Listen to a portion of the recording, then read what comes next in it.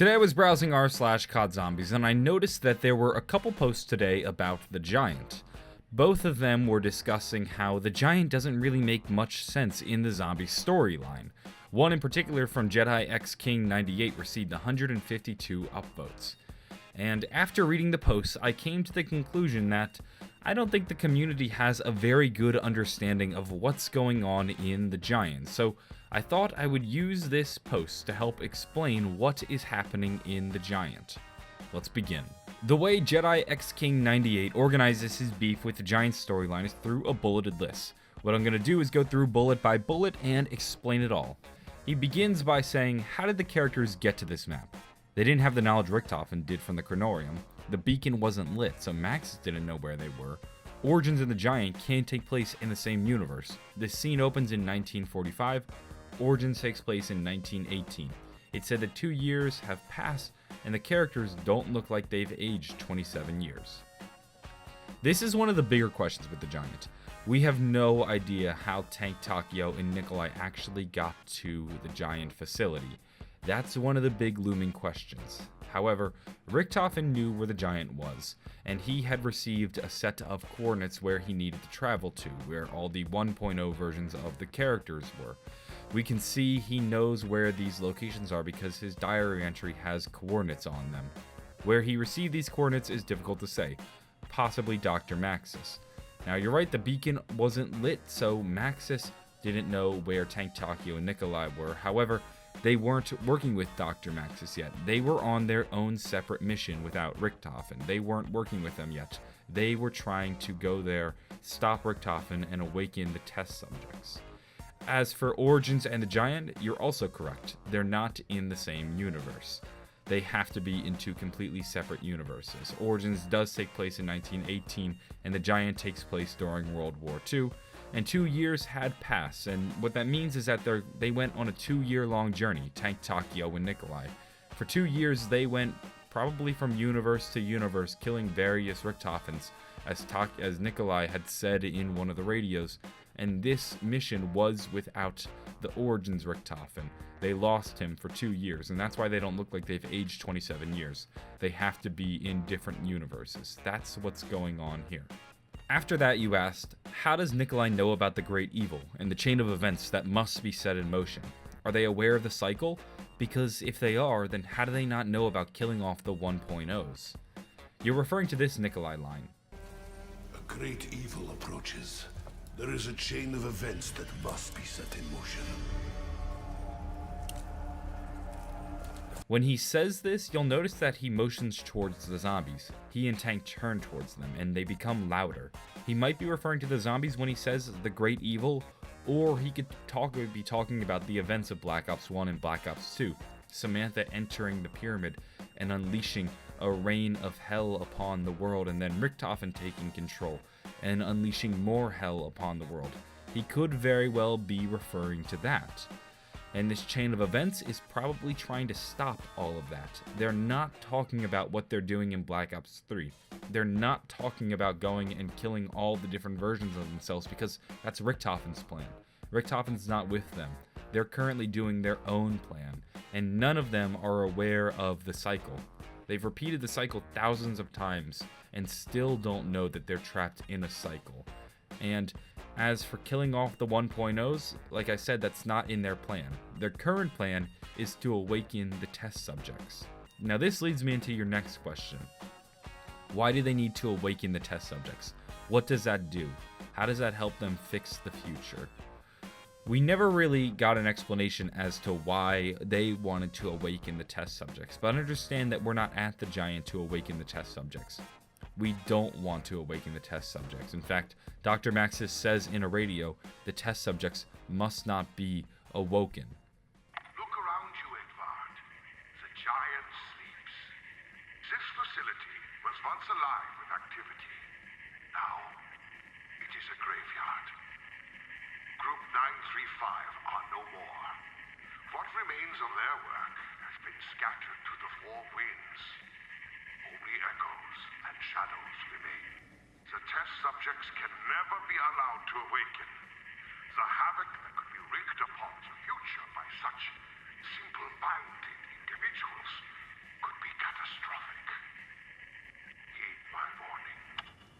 When Richtofen teleports into the giant and then kills himself, what he does is kind of derail the plan. They were there to awaken the test subjects, but now that Richtofen's back and he's with them, what they're actually going to do is Richtofen's plan, which is to go and kill all the 1.0 characters. So the reason we never get an explanation as to why they wanted to awaken the test subjects is that they shouldn't awaken the test subjects. We were never supposed to. If we awaken the test subjects, that ruins the plan. We're trying to collect their souls. So Richtofen never wanted to awaken the test subjects. Only the crew did, and Richtofen is stopping them because that's not what they should be doing. You next asked, why don't they want Richtofen to open the teleporter? What does Nikolai think is on the other side? They don't know what's on the other side. In fact, they don't really know what Richtofen is doing. Tank even says, whatever you're doing, don't do it. They just see evil Nazi Richtofen typing away at the keypad, and he's up to something. He's doing something. He's either trying to flee and get away, or maybe he's teleporting something in. Either way, they're trying to stop him. They didn't want him to send away Maxis and Samantha. They don't want him running off with the test subjects and going on the adventure they did in Black Ops 1. They want to prevent all of this, and they need to stop Richtofen from doing whatever he's doing, so they don't want him to open up that teleporter. And I don't think they actually know the Origins Richtofen is on the other side of that teleporter, because Richtofen wasn't with them. He disappeared for 2 years while he was searching for the Chronorium and getting the summoning key. The next question you have is, why does Richtofen 1.0 look happy when he sees Richtofen 2.0? I honestly just think this is because he's a narcissist, and he opens it, and then suddenly he sees himself there, a younger version of himself, and he pulls off his hat. He's going to pay respect to himself. I think he thinks this is a good thing for him, and then, of course, he ends with a bullet in his head, so maybe it wasn't a good thing. Dempsey says to Richtofen, I thought we were done with this. And then Nikolai says, only a fool would dare to change history. Once again, are they aware of the cycle? They've clearly killed Richtofens before this, but once again, if they are aware of the cycle, why are they oblivious to Richtofen killing and preserving the souls of the 1.0? Isn't that all a part of the plan?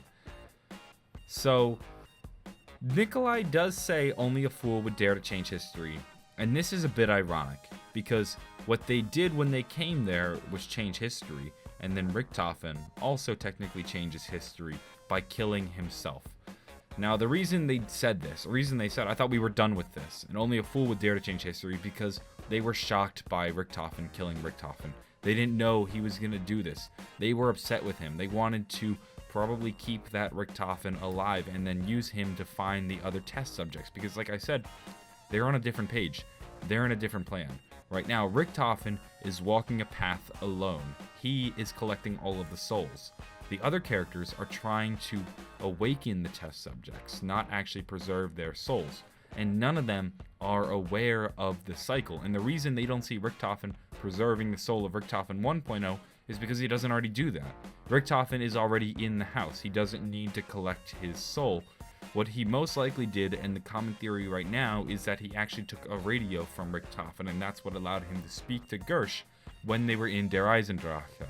So, none of them really know about the cycle.